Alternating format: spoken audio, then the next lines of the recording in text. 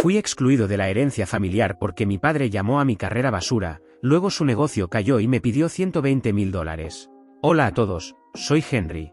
Tengo 30 años y manejo una cadena de centros de cuidado para mascotas en Nueva York. Mi trabajo es estable y me da buenos ingresos. Tengo mi casa, mi auto y un pequeño local lleno de luz donde puedo quedarme hasta tarde. Desde fuera podría parecer que tengo una vida perfecta, con una familia orgullosa que me respalda, pero la realidad es otra. La familia que dejé hace exactamente un año ya no forma parte de mi vida. Recuerdo que en medio de una gran reunión familiar dije en voz baja, ya no pertenezco aquí. No fue algo fácil de decidir. Cuando estás entre el silencio y la decepción, llega un momento en el que tienes que elegir, seguir como si nada o romper con todo.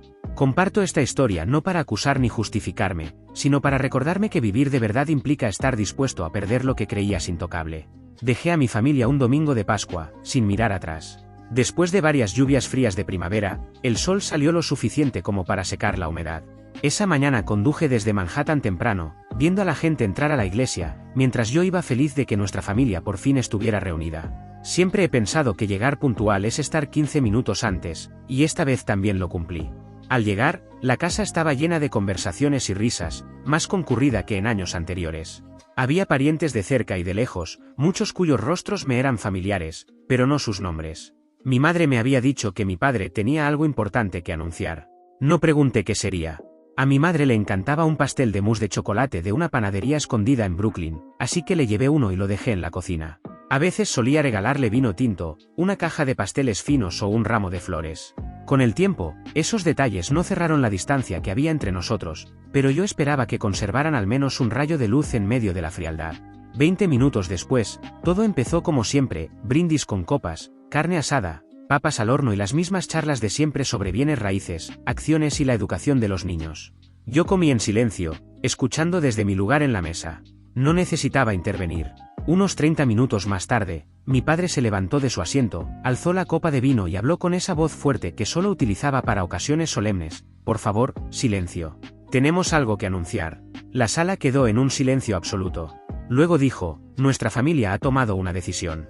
Desde hoy, todos los bienes, incluida la empresa, las acciones y las propiedades, pasarán a manos de Matteo. Sentí como mi corazón se detuvo.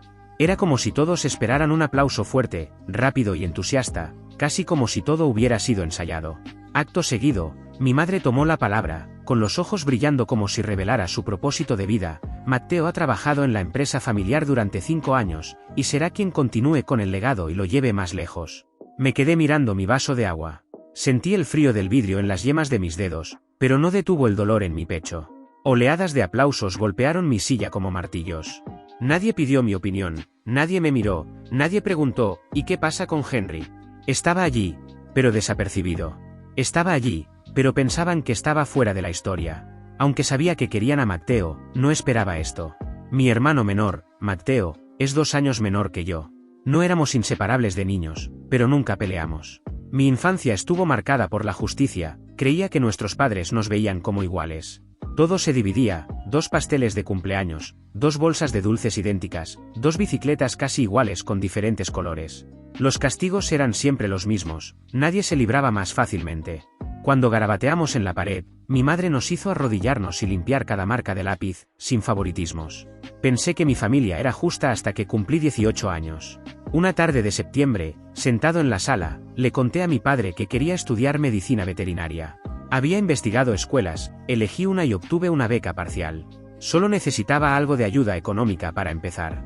Esperaba que preguntara sobre mis ambiciones, que me diera consejos o simplemente asintiera con apoyo. En cambio, se sentó con los brazos cruzados, su mirada fría, como si hubiera dicho algo vergonzoso. No voy a poner ni un centavo en esa carrera. Si eso es lo que quieres, estás solo.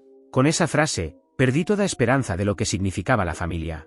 Simple pero definitivo. No lo entendí entonces, no comprendía cómo una elección de carrera podía hacerme sentir traidor. Me tomó años entender que mis decisiones no encajaban con su agenda. Después de eso, dejé de ser el orgullo de la familia. Ese papel fue gradualmente para Matteo. Todo cambió lentamente después de que le dije a mi padre que quería estudiar veterinaria, a través de un desapego progresivo y silencioso, no con palabras duras o desaprobación.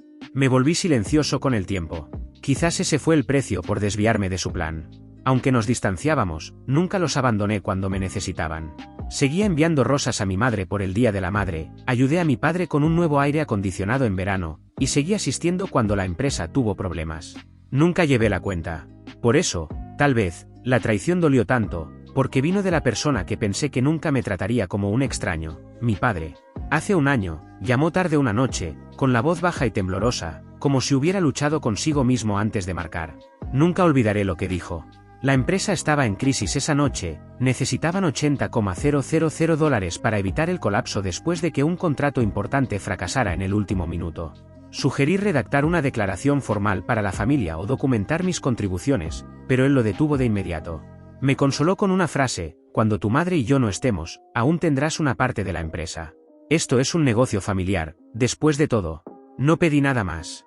Transferí $80,000 a la cuenta de la empresa la mañana siguiente. Los comentarios silenciosos de mi padre tras una larga pausa telefónica fueron el único contrato: cuando tu madre y yo no estemos, aún tendrás una parte de la empresa.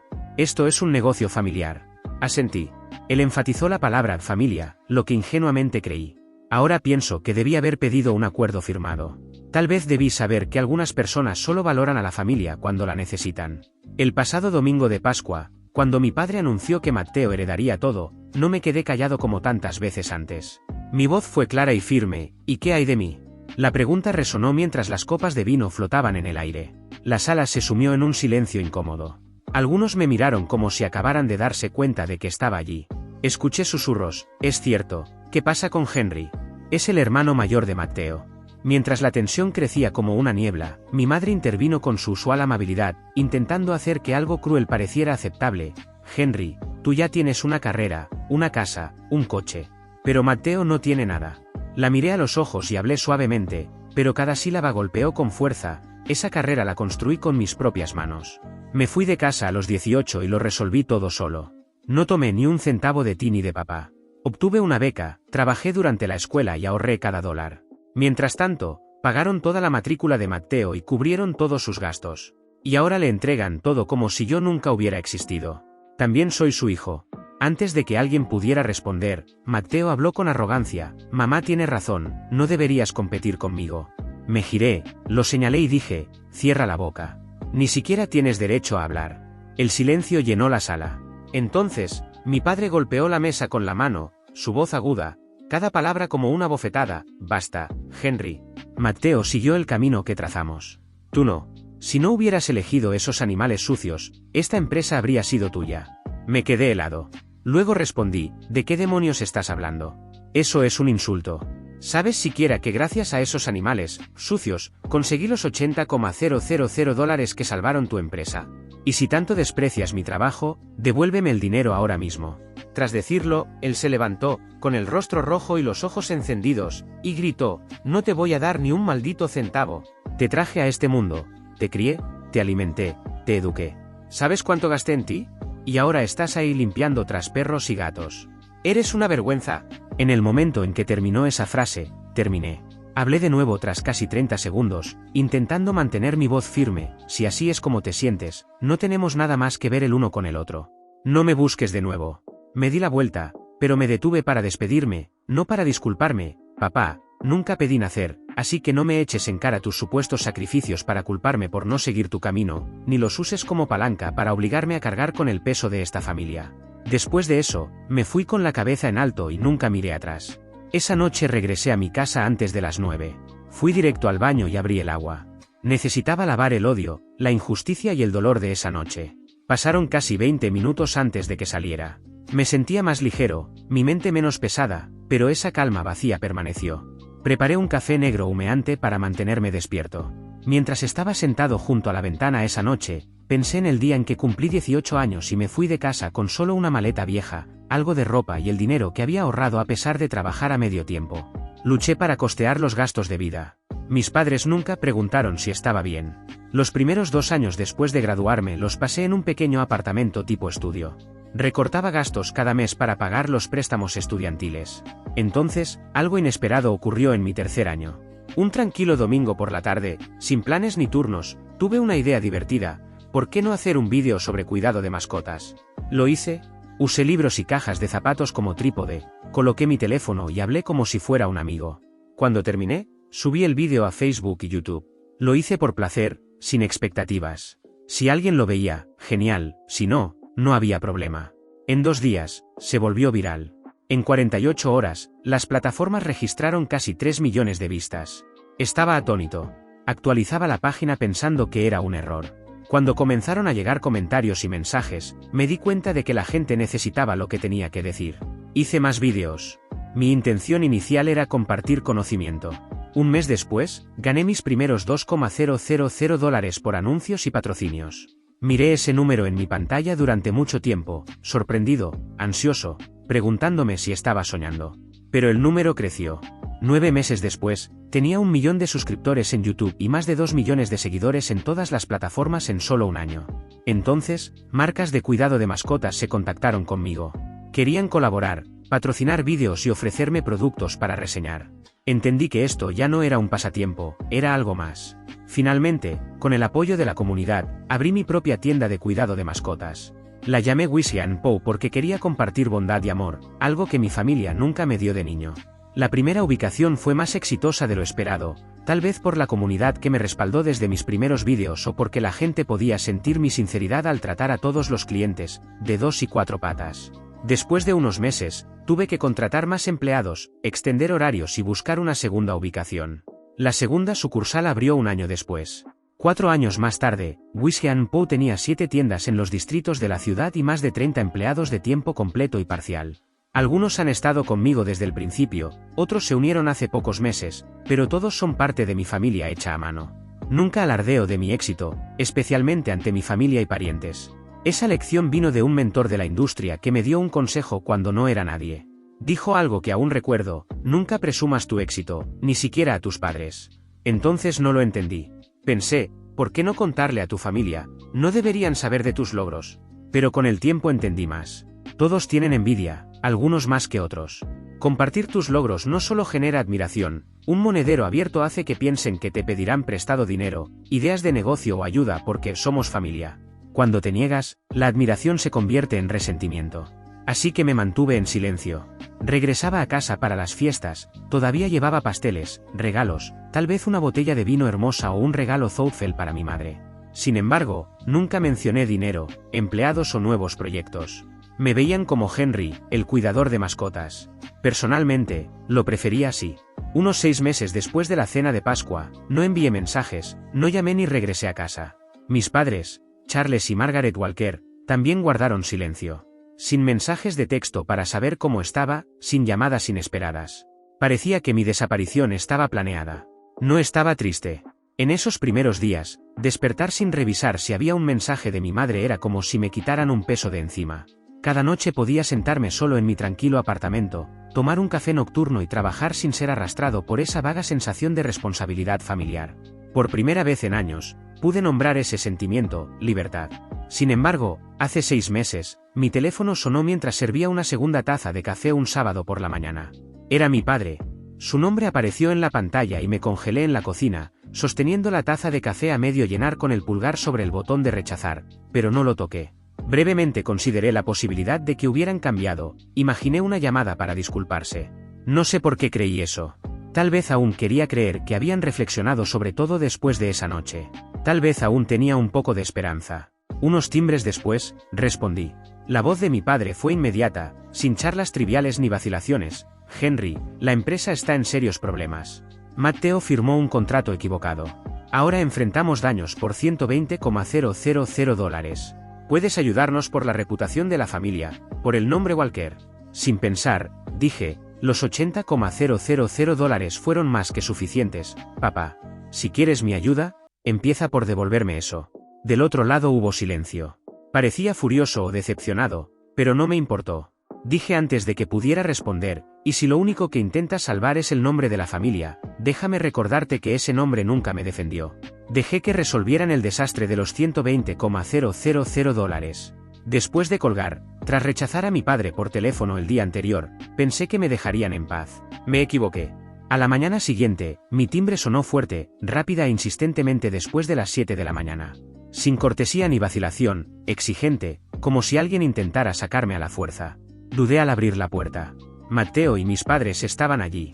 No los invité a pasar. Bloqueé completamente la entrada en el umbral, señalando que este ya no era nuestro lugar compartido. Sabía por qué estaban allí, así que lo dije claro pero tranquilo: si están aquí por los $120,000, den la vuelta. No voy a ayudar. Mis palabras resonaron claramente en el pasillo silencioso a pesar de mi voz baja. Tras terminar, mi madre retrocedió. Algo hizo que sus ojos se enrojecieran. No eran lágrimas, tal vez estrés, decepción o rabia.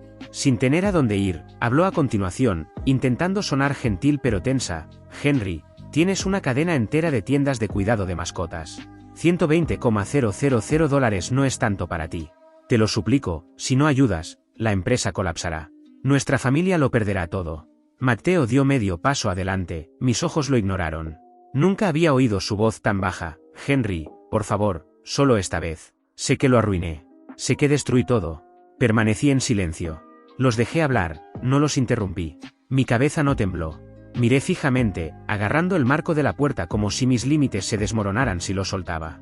Tras una pausa, respondí lenta y claramente: váyanse antes de que llame a la policía. El rostro de mi padre se endureció al instante. Mi madre abrió la boca para decir más, pero la detuve. Repetí más fuerte para evitar confusiones: no tengo nada más que ver con ninguno de ustedes. Todos tienen que vivir con las consecuencias de sus elecciones, su favoritismo, su silencio. Matteo también. Si la empresa colapsa, no es una tragedia, es una consecuencia, y no soy responsable de salvar a nadie. Cerré la puerta, firme, definitivo. Cuando se fueron, volví a mi café frío. Mi mente ya iba en otra dirección. Una pregunta susurrada en mi mente me detuvo a medio sorbo: ¿cómo sabían que tengo 7 tiendas? Nunca lo conté, siempre mantuve mi distancia, incluso en las raras reuniones familiares antes de que todo se derrumbara. Nunca mencioné el tamaño de mi negocio ni mis ingresos. No me seguían en LinkedIn ni Instagram. Entonces lo entendí: YouTube. Una cosa que no podía ocultar. Todavía publico vídeos de cuidado de mascotas, clips gentiles y significativos sobre mi profesión y el amor por los animales. Alguien que conocían pudo haberles enviado un enlace, o tal vez lo encontraron ellos mismos. Eso me hizo estremecer, no porque temiera que me descubrieran, sino porque sabían que se convertían cuando percibían una oportunidad para aprovecharse. Actué de inmediato.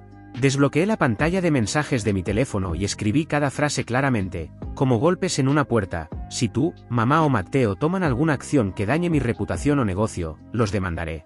Lo digo en serio. Después de enviar, recé para que no cruzaran esa línea. Matteo siguió adelante a pesar de mi advertencia clara. Al día siguiente, publicó en Facebook, Reddit e Instagram. No lo leí de inmediato, amigos me lo enviaron. Fui cuestionado por empleados de la empresa y los medios.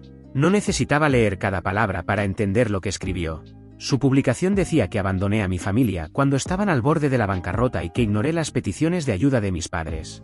Dijo que los expulsé como extraños de mi casa.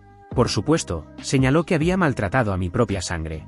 La historia estaba tan tergiversada que no podía distinguir qué era real. A la gente no le importa la verdad, solo quieren una historia emocional con un villano frío y adinerado, una familia inocente en apuros y un final terrible para cotillear y condenar. Perdí clientes después de que Matteo publicó eso esa mañana. Numerosas citas de aseo fueron canceladas, las redes sociales de nuestra empresa se inundaron, recibí correos de odio en mi bandeja de entrada y arriesgué cerrar mis negocios si no actuaba. Esa tarde, vi a Brian, mi viejo amigo y abogado.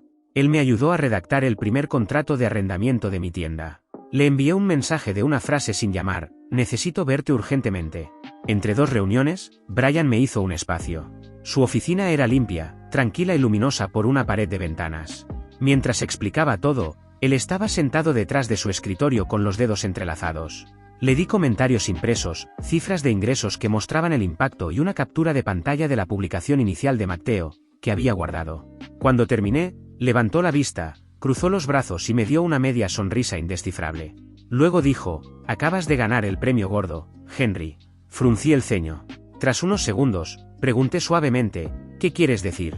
Brian rió y se inclinó hacia mí: quiero decir que no tienes nada de qué preocuparte. Todo lo que Matteo ha hecho, la publicación, el daño a tu negocio y tu reputación personal y de marca, suma un caso civil sólido. Y con la cantidad de evidencia que tienes, puedo decirte ahora mismo que estás ante una compensación bastante grande. Sentí que me quitaban un peso de encima. Brian continuó con calma: Matteo será responsable legal y financieramente por lo que ha hecho, y si el tribunal falla justamente, la compensación podría superar todo lo que has perdido. Asentí y dije: sí. Luego abrí mi mochila, puse los documentos preparados sobre la mesa y le dije a Brian, redacta el caso. Te doy plena autoridad para manejarlo. Brian sonrió y me ofreció la mano, no para felicitarme, sino para un inicio firme. Esa tarde firmé el poder notarial. No había mensajes de advertencia, ni espera porque alguien cambiara, ni emociones esta vez. Al demandar, me sentí libre de culpa por primera vez. El abogado de Matteo contactó a Brian semanas después de que firmé el poder. Querían hablar de un acuerdo, no me sorprendió. Como ellos, solo llegan a la mesa desde el borde, solo fingen resolver las cosas suavemente después de perder el control. Como era de esperarse, Brian me llamó a su oficina un jueves por la tarde. Casualmente me mostró un archivo pequeño y comentó, tu familia quiere proponer un trato. Lo miré y no dije nada. Brian abrió el archivo, deslizó la página superior hacia mí y continuó, quieren vender la empresa. A cambio, les gustaría quedarse como asesores internos. Escaneé las líneas desde mi asiento. Nada estaba técnicamente mal, nada era ilógico. Solo que ya no quería tener nada que ver con ellos. Levanté la vista, mi voz tranquila y clara, no amarga, como alguien que había terminado con concesiones innecesarias, diles que no estoy interesado.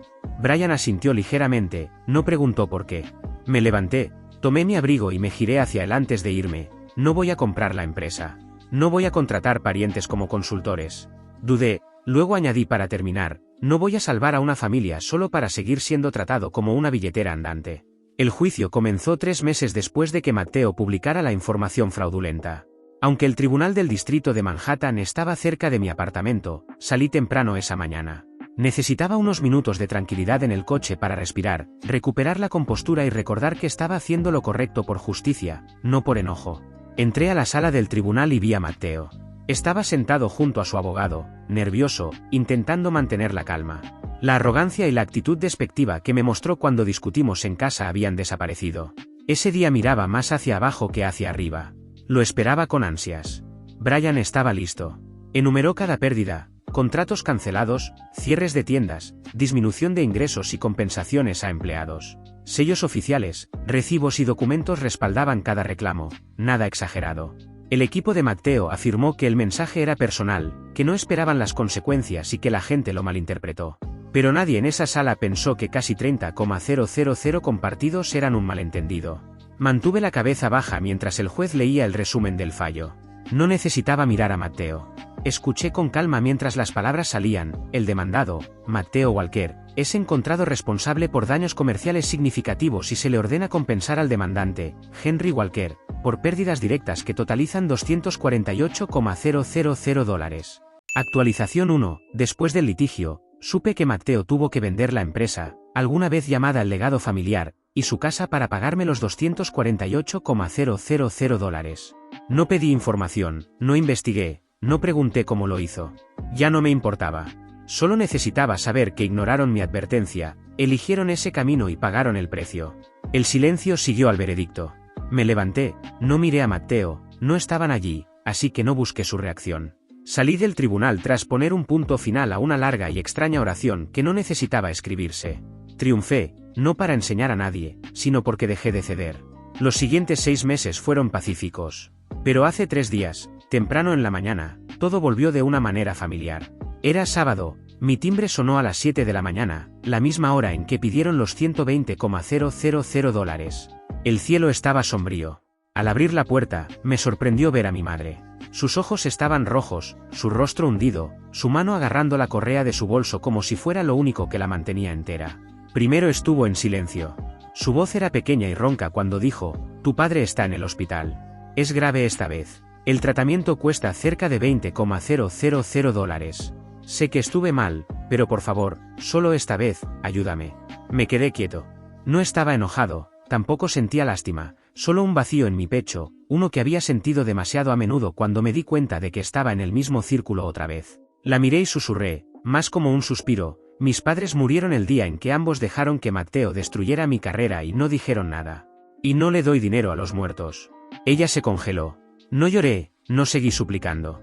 Estaba allí, con los labios temblando, como si quisiera decir algo pero no pudiera. No me demoré.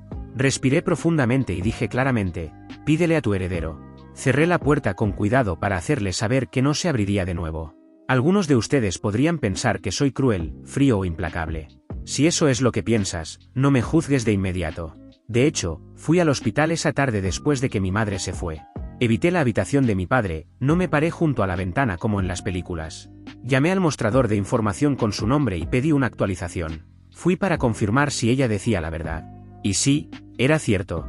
Mi padre estaba internado y el tratamiento costaba alrededor de $20,000. Tenía mis documentos frente a mí, casi saqué mi tarjeta de crédito, pero mi mente volvió inmediatamente a la Pascua de un año antes, cuando levantaron sus copas, le entregaron todo a Matteo públicamente y me pidieron que lo entendiera. Llamé a un par de personas la mañana siguiente, aún confundido por el día anterior. Verifiqué con contactos de bienes raíces que mis padres poseían su casa. No estaba hipotecada, no estaba transferida, valía alrededor de $400,000. Podían vender ese activo fácilmente para pagar los gastos médicos. No pagué las facturas del hospital. Le escribí un mensaje a mi madre: todavía tienen la casa. Véndanla para pagar el tratamiento de papá. No respondió. Tal vez dudó por apego o porque esa casa siempre estuvo destinada a Matteo. Tal vez no podía creer que no intervendría otra vez. No me importa su excusa. Ellos deciden si venderla o conservarla. Yo he tomado mis propias decisiones. Actualización 2. Hace 3 días, mi madre apareció en mi puerta pidiendo $20,000 para el tratamiento médico de mi padre, quien estaba internado. Confirmé que era cierto al contactar al hospital, pero descubrí que mis padres poseen una casa valorada en $400,000 que podrían vender para cubrir los costos. Le envié un mensaje a mi madre sugiriéndole que vendieran la casa. No respondió. No volveré después de todo. No espero nada de mi familia. Todavía creo en la familia, pero ahora sé que la familia no siempre es donde naces, a veces eliges a dónde pertenecer. Pensé que apreciarían mi esfuerzo y sacrificio si me esforzaba lo suficiente. Pero algunas personas solo valoran lo que has dado cuando terminas. No quiero que esta historia enoje o entristezca a nadie. La publico porque creo que alguien está escuchando, alguien está en mi lugar, esperando cargar con todo, esperando comprensión solo porque les fue mejor, esperando que siempre sean fuertes. A ustedes les digo una cosa: no son horribles por negarse, no son egoístas por rechazar el abuso repetido. A veces, la bondad necesita límites, a veces el amor unilateral debe dejarse ir si eres el único que se aferra. Actualización 3. No tengo intención de retomar el contacto con mi familia. He aprendido que la familia no siempre es la de sangre, sino la que eliges. Mi negocio, Whiskey & Co., sigue creciendo, y me rodeo de una comunidad que valoro como mi verdadera familia. Antes de terminar, quiero preguntarles a quienes se quedaron y escucharon hasta el final: ¿estuve equivocado al dejar a una familia que repetidamente me trató como un plan de respaldo y me abandonó cuando no tenía nada que dar? ¿Fui demasiado duro al negarme a ayudar a alguien que me rechazó, especialmente cuando más los necesitaba? Gracias por ver. Si aún no te has suscrito, por favor hazlo y activa la campana de notificaciones para mantenerte al día con más historias impactantes de la vida real que suceden a tu alrededor.